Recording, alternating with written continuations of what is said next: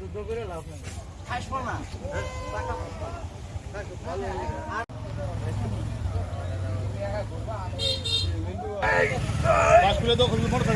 Motor বন্ধ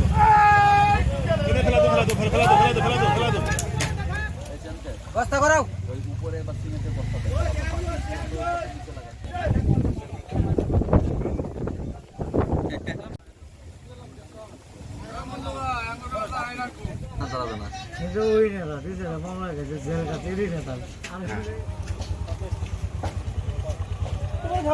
এই মেরুচর ইউনিয়নের গৌরাকান্তি ব্রিজের এই অ্যাপ্রোচ রোডের এইখানে আমরা হঠাৎ করে জানতে পারি যে এখানে মাটি ধসে যে যোগাযোগ বিচ্ছিন্ন হয়ে গেছে।